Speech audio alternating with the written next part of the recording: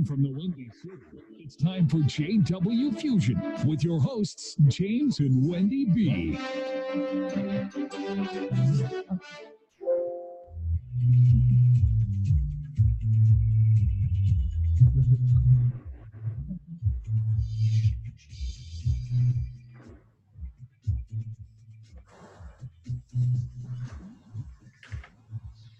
Welcome to this week's broadcast of JW Fusion. I'm your co-host, J. Barnes, and I'm here with the awesome, the brilliant, and vivacious Wendy B. Hello, everyone. You know what? I will never get tired of you saying anything. Well, you might as well not get tired. I love it. Because I'm not going to stop. Praise God for a complimenting husband. Trying to stop me from saying that is trying to stop a train. I will not be doing that. It's like Move on, train. It's trying to stop a late train. Which isn't going to happen. That's okay. Do you, honey? All right. Awesome. We have an amazing guest with us today. Our sister to the north. Yes. It's taken us several months to get her back here. She did. But we want to welcome the awesome Dyane Forde. Hey, girl. Hey, how are you? We are happy you're here. She's so pretty. She is good. Oh, thank you. It's great to see you guys again. Yeah, and babe, guess what? What? She is as brilliant as she is pretty. See, right there. She might be more brilliant. Girl, knock down them stereotypes. I could be smart. That's right. That's right. That's it right there. I like being brilliant. That's all good. I'm not going to complain. Right? Right, so we want to start out with talking about the lost pen. Mm-hmm. You know, your magazine. So talk about the magazine, how that came about, and your editing. Because this, so the world knows, this is my editor who edits my books, and he doesn't know it yet, but he's going to do the screenplay. Okay. Parts 1 and 2. Love it. So that means she has to come here to see it, right? You have to come at least see the movie. It's only going to be playing here, Dyane. You have to come here. Here. Anytime. You took my breath away. I often hear him around the house like, "Ooh, Dyane got a hold, and she put this here, take that out. What does this mean?" Yeah. But that's what you need in an editor, right? Yes. Yeah. You got to have somebody to kick your butt. Yeah. I don't know how tall she is, but she's about 6'8". She said, "Okay, that's cool." You know. So talk about your magazine, how that came about. Well, the magazine, how much time do we have? I mean, there's so many stories that kind of came together for the Lost Pen to come to be. I think one of the most important aspects is having been a writer who struggled for so long in the trenches, learning how to write, learning how to take criticism, learning how to find my own voice, learning how to sharpen my craft, and then ultimately coming to a point where the types of things that I was writing, it was hard to find a market for. Okay. Being a Christian writer kind of limits some of the places you can submit. Mm. And sometimes in the Christian world, if you write things that are a little bit like on the line, it could also be difficult to find somebody to carry your work. And I kind of came to a point, over the years where I felt like I couldn't find my place. And I felt like if I couldn't find my place, there must be other people out there who are struggling to find a place for their voices to be heard, for them to be seen, and to have access to their audience. And so that was, creating a platform in the form of a magazine or a literary journal or whatever you want to call it, kind of became my way of solving that problem. So I woke up one morning and the idea, actually, you know what, James, it's your fault.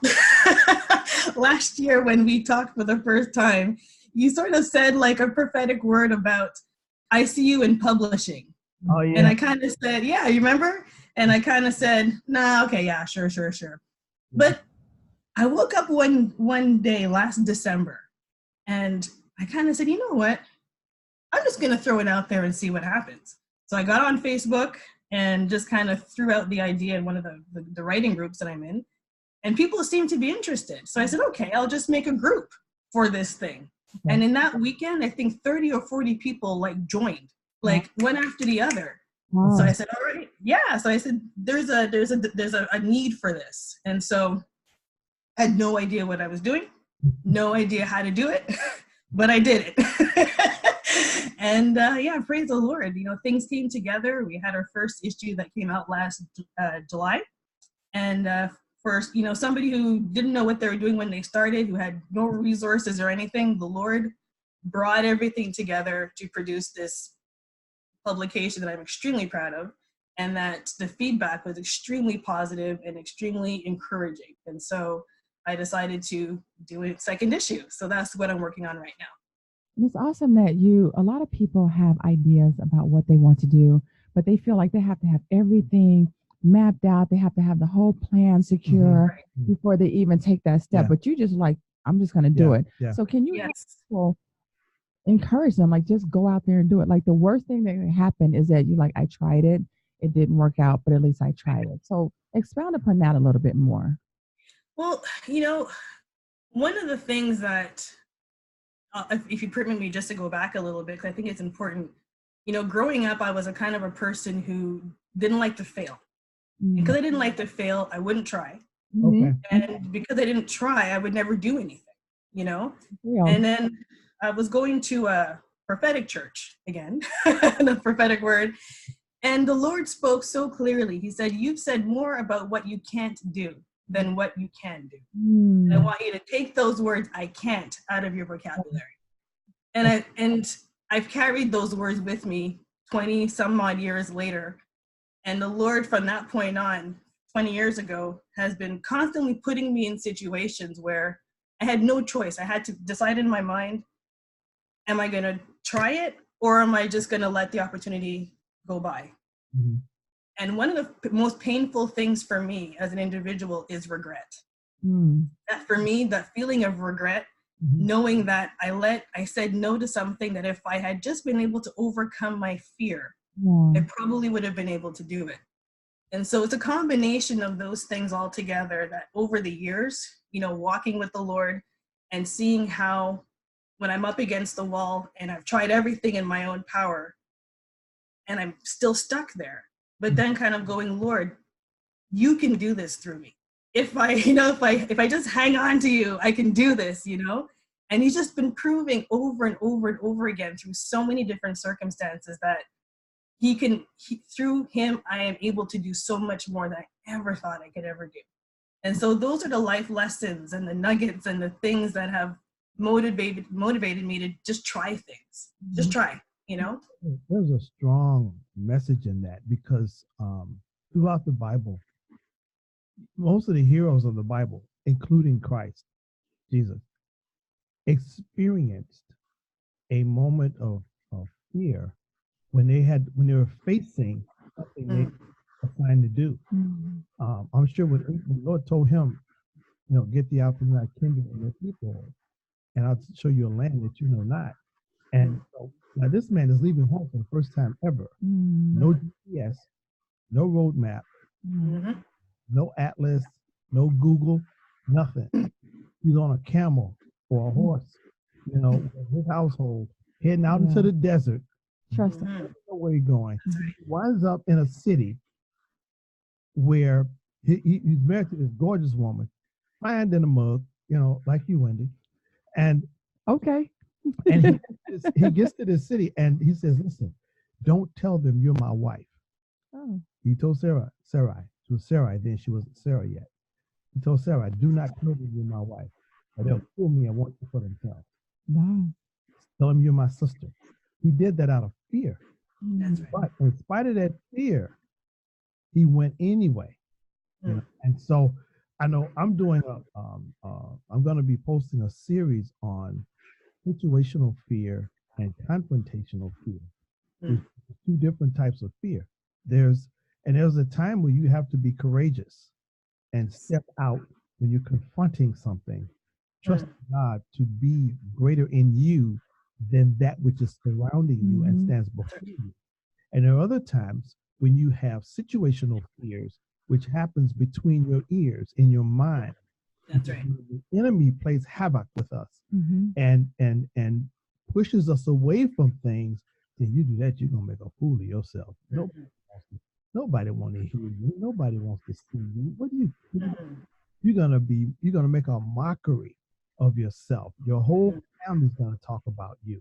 You're gonna lose your job if you say that. You know, things like that. That's situational fear because it's in here. You know, and that's where God's love comes in, because God's love is the only force that exists anywhere in all of creation, in all of the universe. God's love is the only force that has the ability to eradicate and destroy fear. And I like to think of love like this. Love is an ocean, like the ocean. It's like the ocean. The ocean is beautiful and tranquil, and we want to go there for our vacations and sit on the beach and watch the waves. Or let a tsunami come up, let a hurricane, let a tropical storm come up, and those waves become tsunamis. They become torrential floods that wash away everything. There's nothing more powerful on the planet than ocean in motion. Right. That rhymes, doesn't it? Ocean in motion was the same thing. There's nothing more powerful than God's love in motion. I wanted us to just talk about fear real quick, because you and I talk about fear and we're talking about overcoming fears. And I think that when people hear us, they think that we have it, you know, like we're telling you because we figured it out.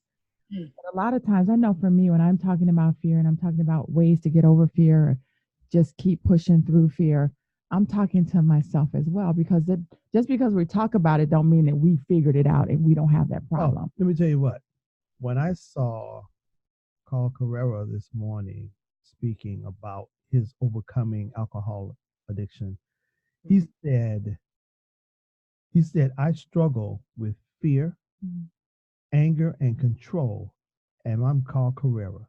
That was powerful. And I have to say, I deal with fear. I still deal with fear.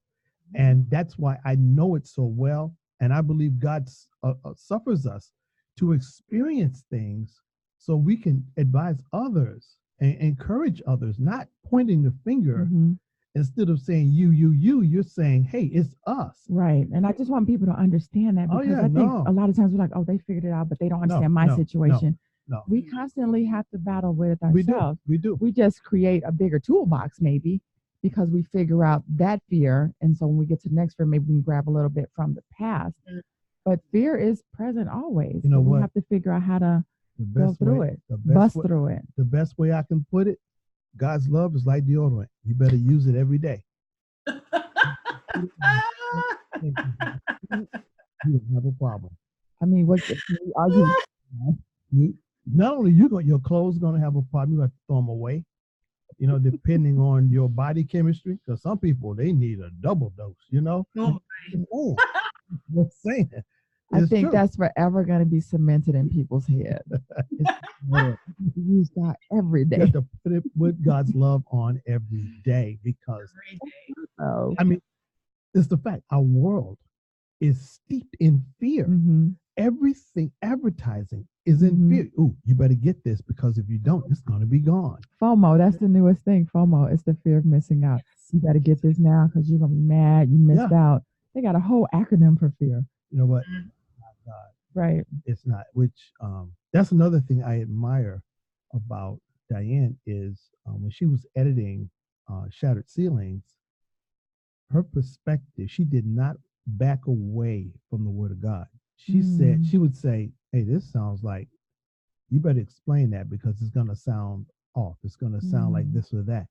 You know, Holy Spirit needs to be brought in here. You need to mention Holy Spirit here. And it's like, you know, this stuff, but it's kind of like if you're immersed in something and you don't know north, south, east, or west, You need somebody to say, hey, this is no over this way. Yeah. You know, don't go that way. There's a hole there. So Dyane, editorial. I think sometimes when you're writing, like you're saying, you know, sometimes there's things that we take for granted that we think about that get translated into our writing, and they don't. And so you know, as an editor, when I'm reading something, I'm like, he probably thinks that, or he or she probably thinks that this is clear, or that it's been clearly communicated in the text, is probably clearer in their head than it is in the document, you know? And after they go back and they're like, oh yeah, I really need to go back and expound on this some more. I need to back this up, or it's, you know, it's just part of our role, is to point out things that just get missed or just get looked over. It's really, you know, it's really exciting and humbling, because I learned from this that, because my first book, the editor, I wasn't as. What's the name of your first book, sweetie? Between the Ticks of the Clock. Just wanted to make sure we were on the, you know. The first book, the editor wasn't, this was a fiction novel, so it was different. But the editor wasn't as present. Mm. It's kind of like Dyane, some parts, she was like, what is this? What does that mean? Yeah. And for the record, I put in the references, I put in the everything I put in. I cited the periodical, the book, the author, the date. Yeah, that's important. I have an extensive bibliography. Yeah, that's very important. And wait a minute. It was something I did not want to do. Dyane was gonna make you do it, though. It's like, you need to I didn't want to notate your stuff, boo. Down now. I would tell the truth and shame my pride. I did not want to do it. I said, I don't want to do that. That's too much work.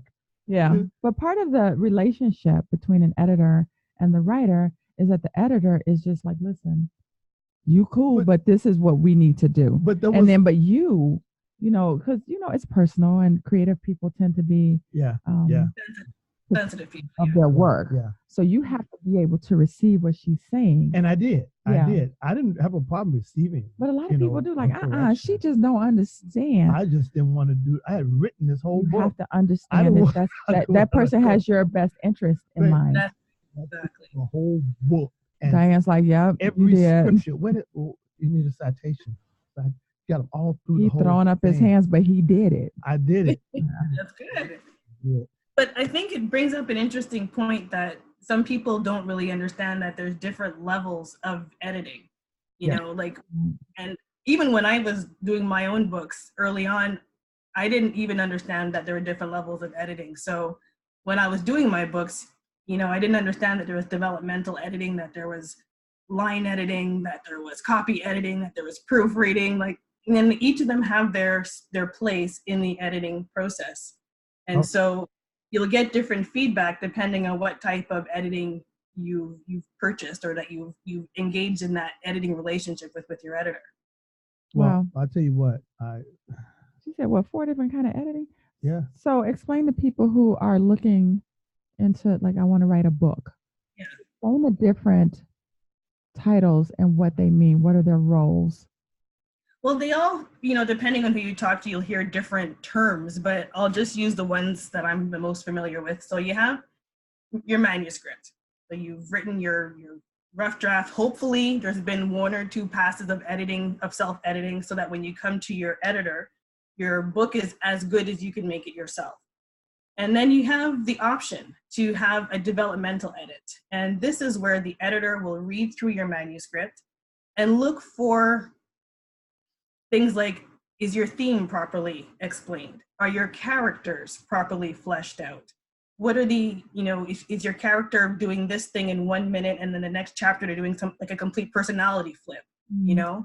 Does your book flow naturally from beginning, middle to end? What's your arc? And so it looks at the kind of macro things and points them out to you, so that when you're coming to your revisions, you have a lot of feedback that you can then process to help make your manuscript more consistent. the developmental. And I always think that it's a good idea to do that first, because as we were saying before, when you're writing your manuscript, you don't see those things. Okay. It's impossible. You've reread your manuscript 9,000 times. You can't even find your mistakes anymore. You're just so close to it that you can't see. So the developmental edit really helps with pulling out all those types of things. It really does. Yeah. And that's one thing. Then you've got line editing, or stylistic editing, which is a lot of fun, because that's where you take the person's manuscript and you start you edit it so that each sentence is the best it can be. So it flows well, that you have the proper choice of words to mean what the person's really trying to say. You'll look at flow. You'll look at, if the person wants to have a lyrical style, well, does what's on the page actually match that style? So you can rewrite it to a sense or tweak it so that it better represents what it's supposed to be. And that's where, as an editor, it's a bit more creative. So you get to take out your own kind of creative toolbox and, put your tweak on it. Copy editing is much more, there's more rules. So basically you have what's it called, like a style guide or style manual that tells you, the rules to follow to make sure that from beginning to end, every part of the document is consistent, that it's clear, that you're always using, for example, if I'm a Canadian and you're American, then I'm editing in the American style, you know what I mean? So like I have to remember that I'm not editing a Canadian document, so little things like that. And like there's certain rules for like titles, certain rules for headings, certain rules for tables. And so when you read the book, nothing looks out of place. Everything is exactly the way that it should be. You're not reading, getting tripped up on, words that don't make any sense, and you're making your document correct. And then the final pass would be proofreading, which is just the final edit before it goes to print. So look for the little things that kind of got through the other passes. Wow. In your experience, have you found that most books go through all these phases of it? I think if you go through a traditional publisher, it should, because they're investing all this money to create a book that they want to sell. So they want to make sure that it's as correct and as readable and as pleasant to read as possible. I find that if you go more into the indie or into the self-publishing, that tends to happen less. And I understand. I mean, if you're somebody, just living at home wanting to publish a book, you might not have $2,000, $3,000, $4,000 to go through 3 or 4 different layers of editing, So I think that's kind of where things can get a little bit tricky for the average person who wants to publish a book. Okay. So for the average person, of the different editing roles that you just mentioned, which for the person who is at home, like, I don't have all this money to invest, is there one that's more important? Okay, make sure you at least do this to save money until the next one. Well, the good thing is they do have some resources out there to kind of help along. Like if you have a writer's group, for example, and so you're reading each other's work and intercritiquing your pieces and things like that. There are groups that you can have in your city. There's online groups. I think those can help a lot to help find some of the errors and enable the home writer to revise and edit their own work to the best of their ability. And if you can do that, then I think you're on the good track.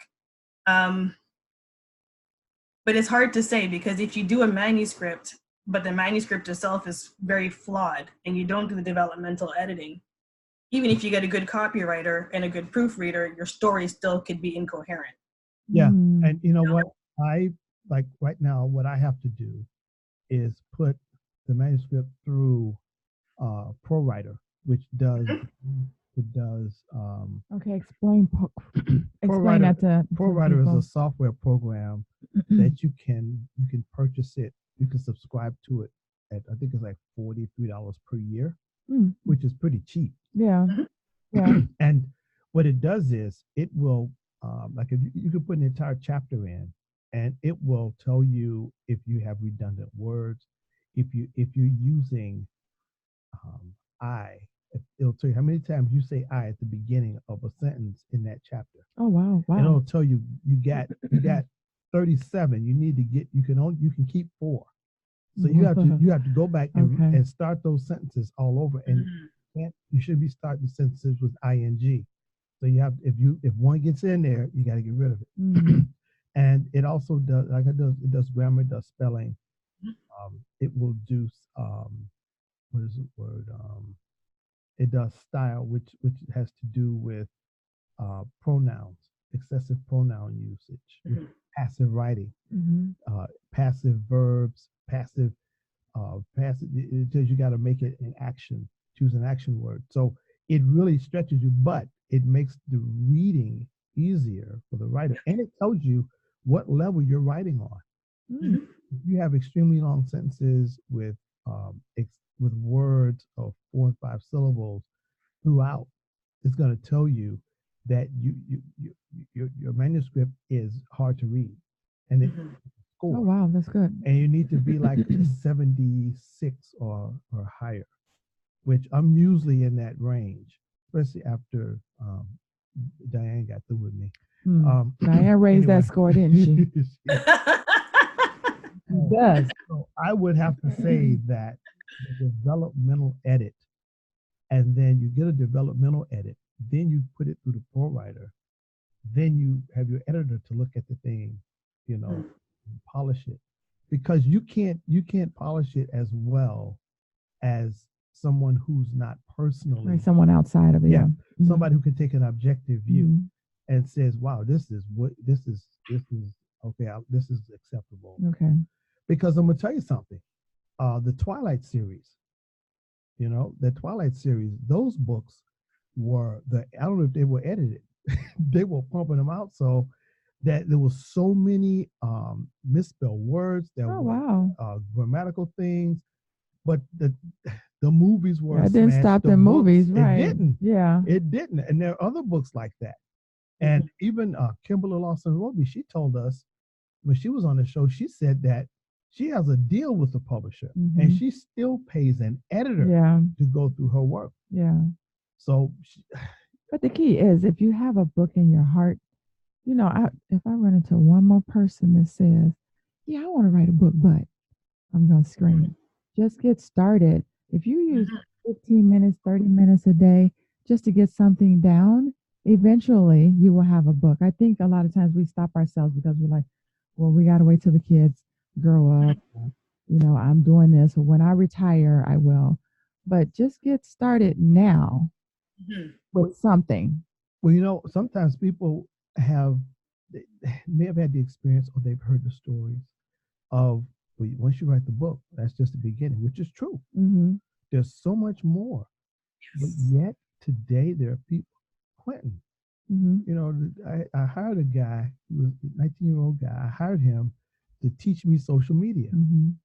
And that he did. And so once I learned all I learned from him, I moved on and kept growing in that. But he wrote a book, and he wrote 2 or 3 books. He said all these weren't edited. And you read them, and them, that, and the other thing. I'm like, what? Yeah. He said an editor did not see his book. He wrote it and published it. Well, he's 19, so it's okay. But the thing was, his idea was to say, I wrote a book. Yeah. And so, I mean, but the key is we all have stories. No one can tell my story. No one has my story. No.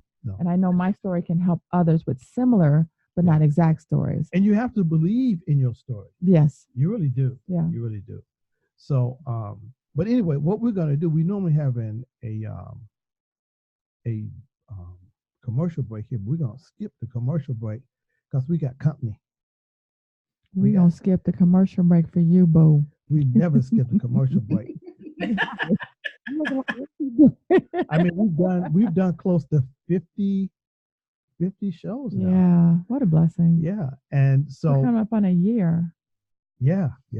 Another couple of weeks, it'll be 52. Wow. But we also wanted to talk about, do you have any new projects that you're working on? Any new books that because she's an awesome writer. She's a tremendous fiction. Oh my gosh. Well, let's talk about that real quick. Where can people find your works? Oh, with the S on the end. and well, let's do this. Wait a minute. Wait. Let's take this spot. Let's take this spot for Dyane to tell people how they can connect with her as an editor, how they and where they can find her books, where she's written, the book she's written. There's an S on the end. She got her books. Well, people can find me on my website.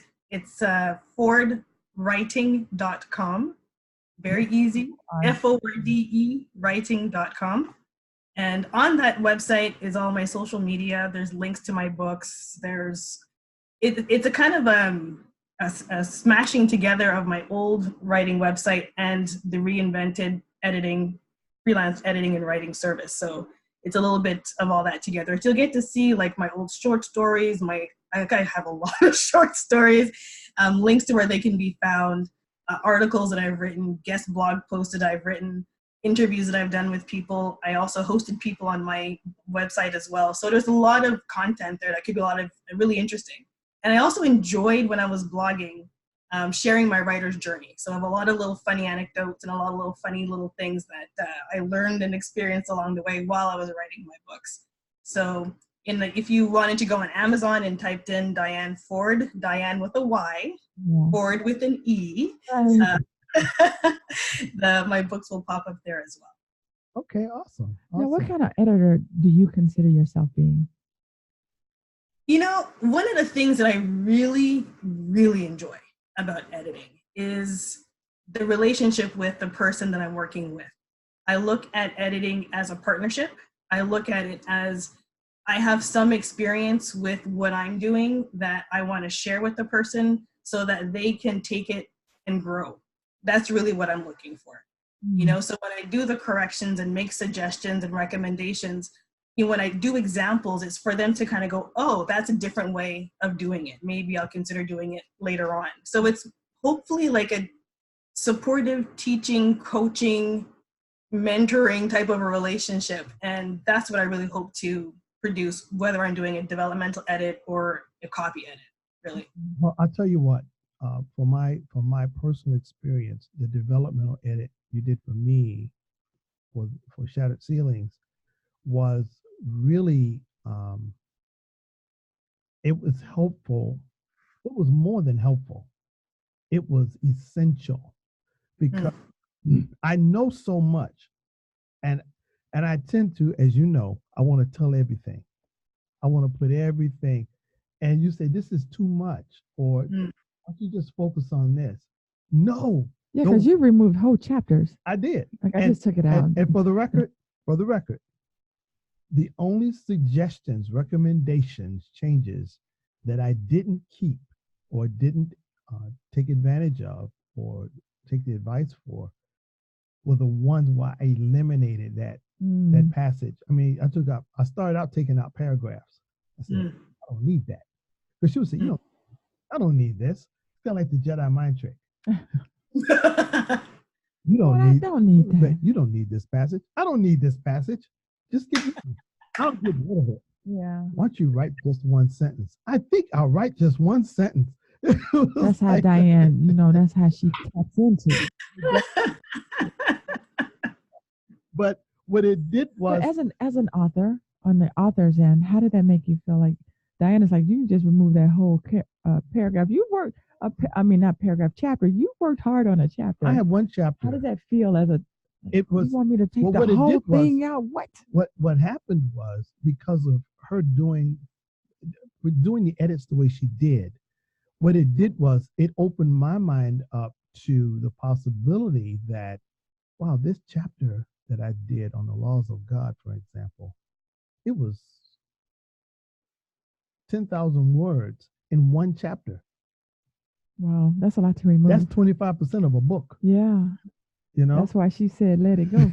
Well, I saw the edits. I'm like, you know what? I think we're going to take this and put this over. I took it out. I took that chapter and the last chapter. I took that out. Yeah. Because the steps to follow to completing your goals. That's a separate topic.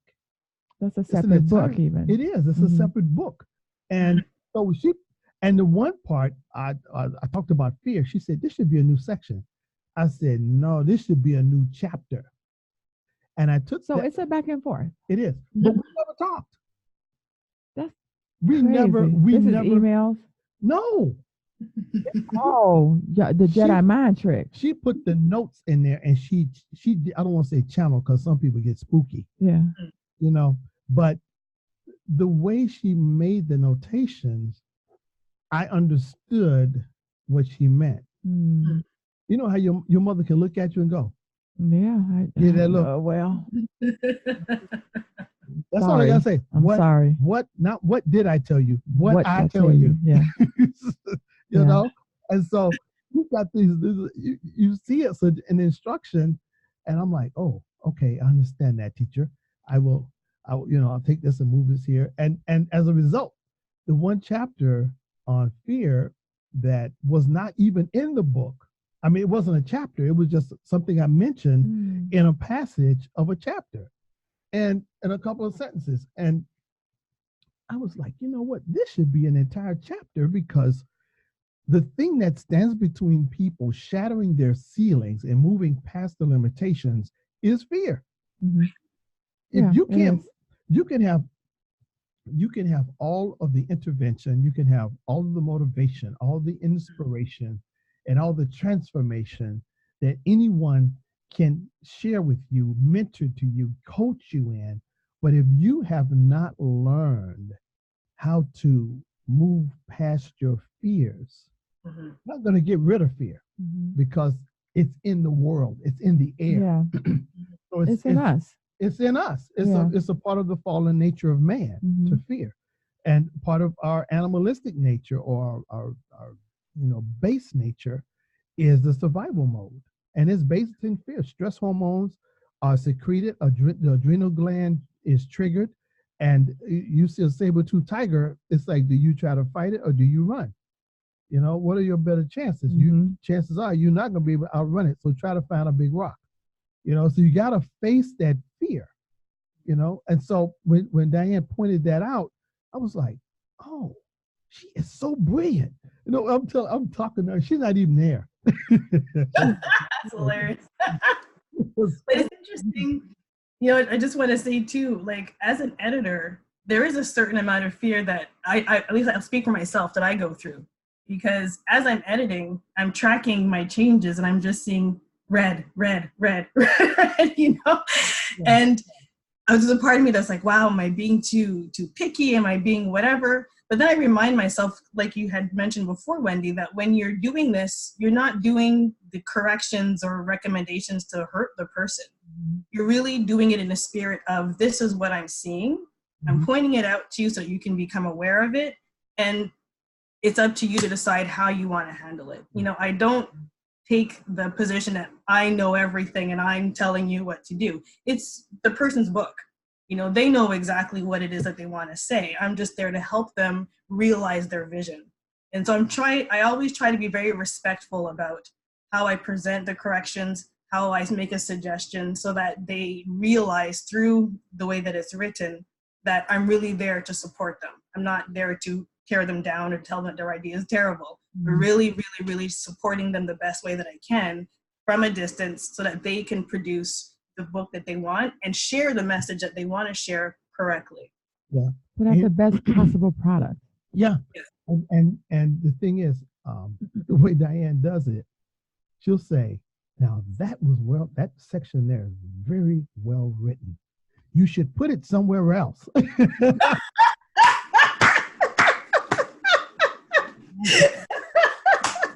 Just softening, massaging the blow. Love it. Somewhere else. So very well written. I was like, oh boy. That does make it feel like, okay, it's good. It just needs to be put somewhere else. That's hey, that's how you got it. That's how you got to give it. Yeah. But I'm gonna tell you something. Everything she said, and I'm not just saying that because she's my editor. I'm saying it because you know me. You know me. I'm as frank as a hot dog. You know, I really am. And the things that she suggested, everything she suggested was on point. I couldn't find I tried to find something. I'm like,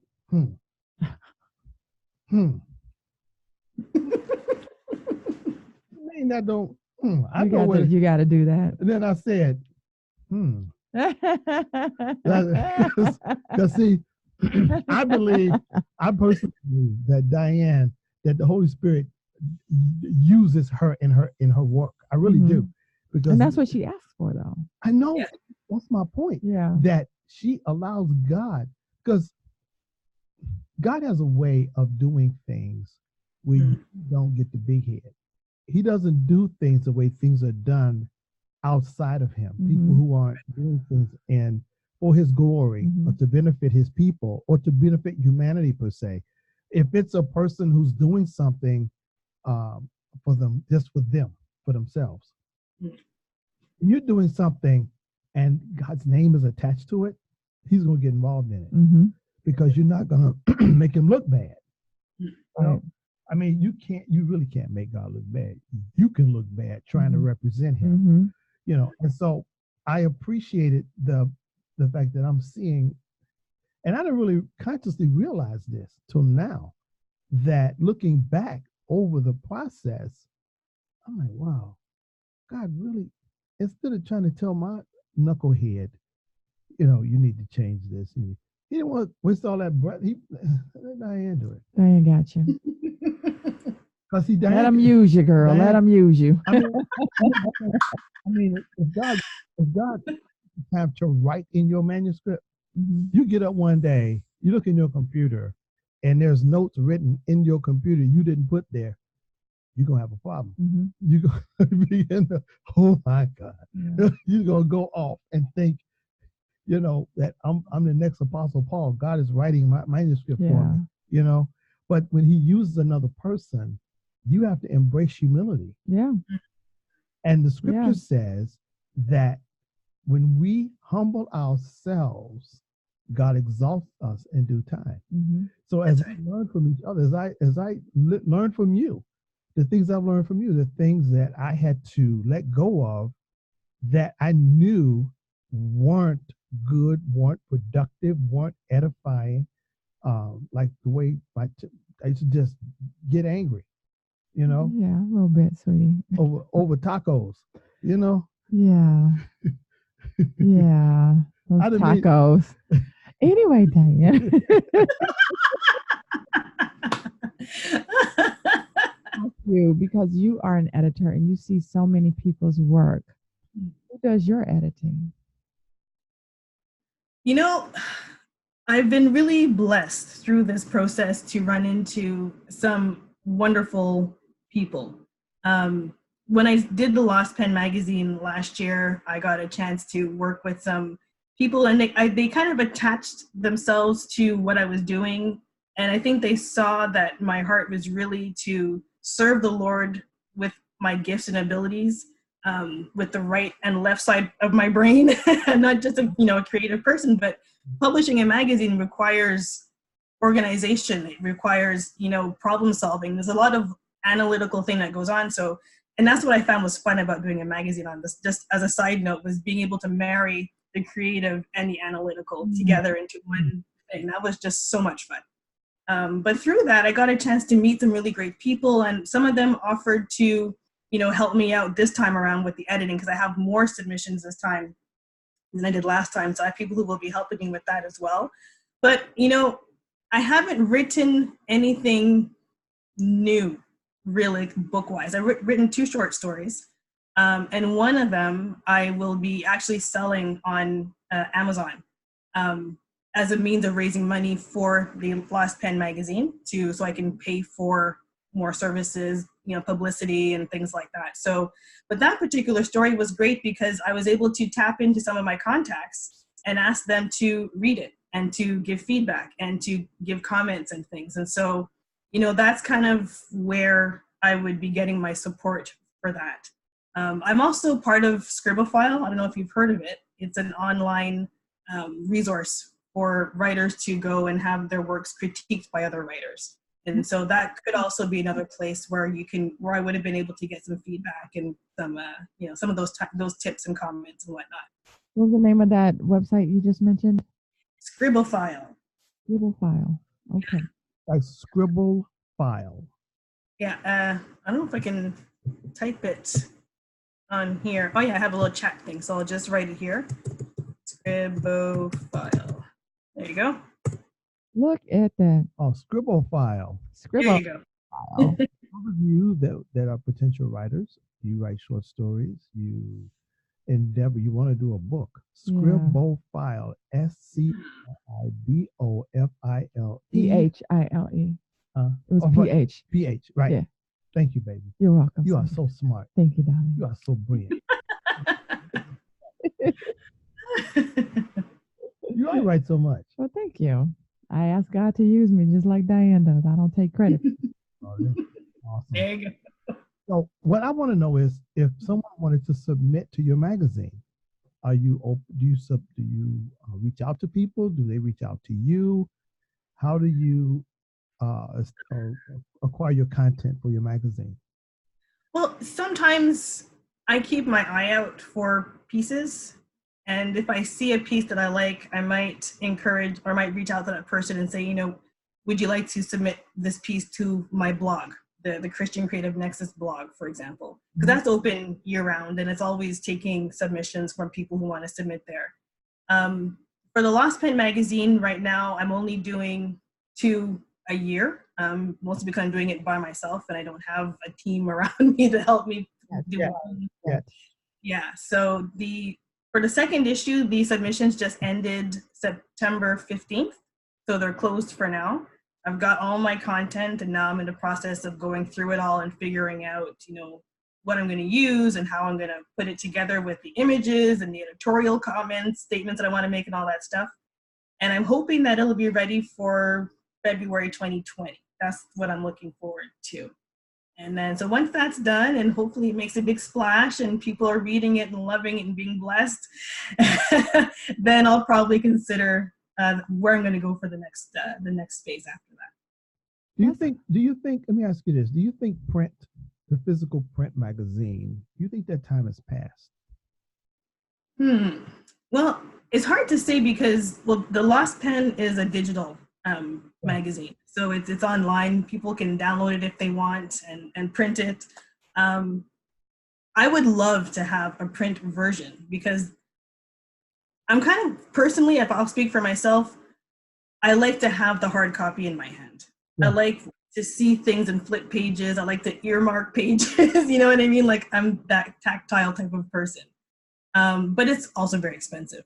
You have to print something with however many pages, if it's color, is very expensive. So, unless for a small person like me, unless I had, advertisers and things to help offset some of those costs, it's just not gonna happen. But to get back to your original question, it's hard to say because depending on who you talk to, you'll get different answers. Some people will say they're, print and digital newspapers and magazines will always be around, Personally, I hope that that's the case. I'm not much of a podcast person. I don't watch a lot of stuff on I like to be able to control the intake of information. And when I'm reading something, it's easier for me to manage, than having to listen to things. So for me personally, I prefer print or to read. Okay. But as a lot of people are coming up though, and they're more geared to YouTube. They're geared to, Instagram, Snapchat, and all these things, which are very visual mediums. And so that seems to be taking a lot more place than it used to. So I don't know. I found that because I really need to get this first book into an audio format, and the following fiction novel, that needs to be done in audio because a lot of people have said, oh, I would love this book in audio because of it's very visual. And I love audiobooks. I was about to say I do about 25 and 30 books a year, audio, and because I'm always on the move, Okay. And I enjoy reading, but sometimes I'm able to expose myself to other writing, even when I'm busy. Other things, I do a lot of driving. So I don't know.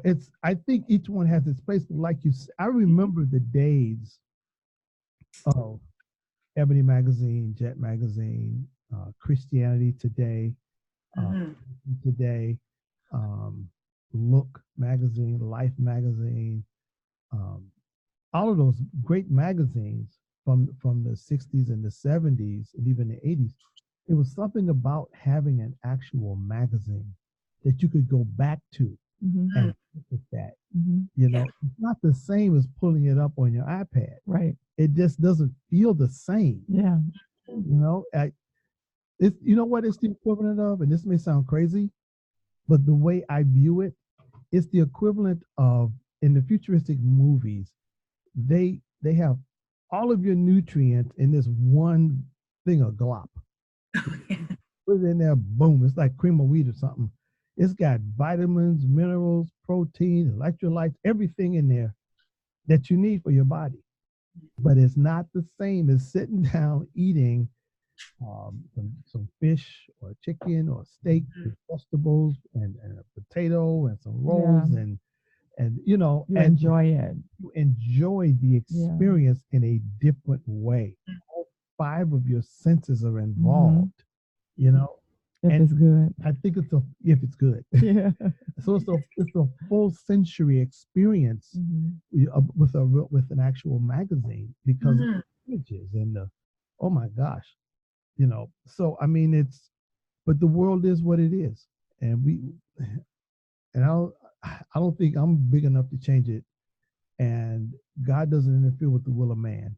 So that period was here. It's starting to fade, has faded, and so we have to make the best of what we can do. So what's your next?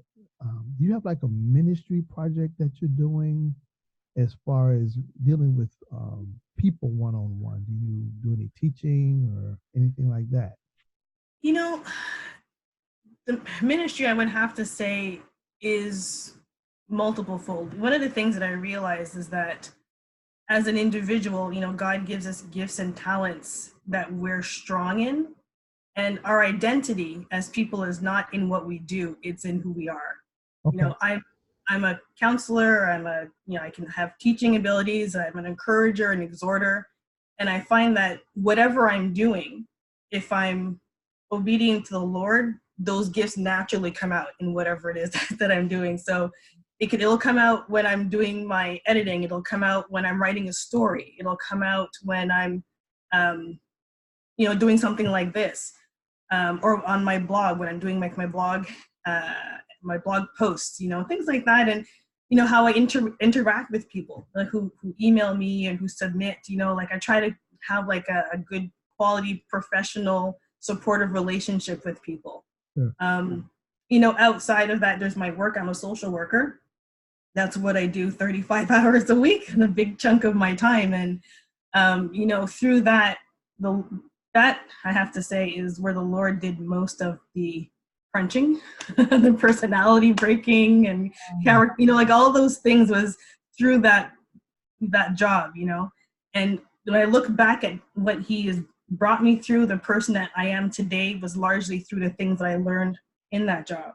And, the compassion, the support, the love, the understanding and empathy, all that stuff was brought about through that largely. And so most of my energy is in there. When I'm talking with my families, when I'm talking with my clients, the professionalism, the, sticking to my word. And when I say I'm going to do something, doing my absolute best to make sure I do that thing. If I make mistakes, doing my best to own up to those things. And just all that type of, walking the Christian life and following God's principles and just living my life to the best of my ability to serve him and to, just be everything that I can for his glory. That's what I do. And so I try, whether it's work, home, writing, editing, whatever, that's what I'm striving for, basically. The reason I asked that is you said the word that was in my head, walking it out every day. Because a lot of people feel that they don't have a ministry. But the Bible says we've all been given the ministry of reconciliation, which is connecting people to God. And the best glue to connect another human being to our Creator is your example. Yes. Not so much what you say you're going to do, but when you do what you say you're going to do, because that's ministry. That is real ministry. Because when we people look at the church I used to go to, everybody wanted to get in the pulpit to preach. Everybody wanted to preach. Everybody wanted to preach because they thought it was so glamorous. But what behind the scenes was the price that person paid to be in that position and to maintain that position. The forces of evil that come against you to shut you up. And so what Dyane was saying about on her job, the example she set, the experiences she had, how the actual work, the environment was like putting her in a wine press and getting the best out of her and getting rid of the dregs, you know, like in a wine press. And so I asked that question because I kind of felt that was you, that was your heart, that was your position in the kingdom, and to encourage other people, even people who they're believers, they believe in Jesus, they've accepted him as Lord and Savior.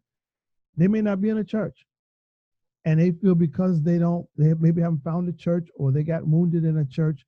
It has nothing to do with your relationship with God. It has nothing to do with you loving your enemy, blessing them that curse you, doing good to them that hate you and despitefully use you, that you may be a child of God.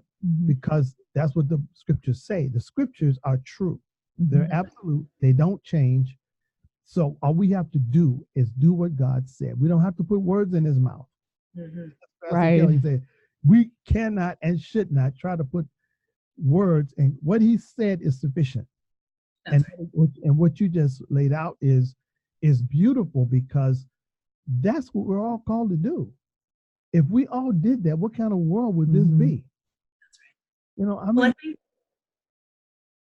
go ahead. I think that's one of the things that I was hoping people would grasp, is that we, like you said, we all have ministry. It doesn't necessarily have to be an office in the church. That's an office. It's a job. It's a function.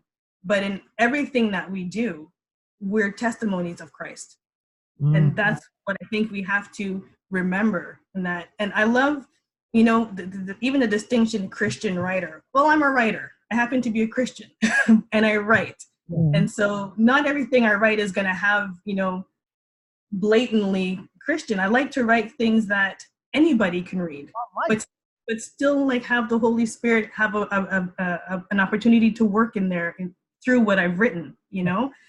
And so we all have a responsibility to find out what our calling and mission is and to walk it out in all aspects of our lives. That's kind of what I want to say. And you summarized that well. So I'm just supporting what you said, because you reinterpreted what I was trying to say before very well. Babe, I heard you. I heard you. You said I did that well, you know.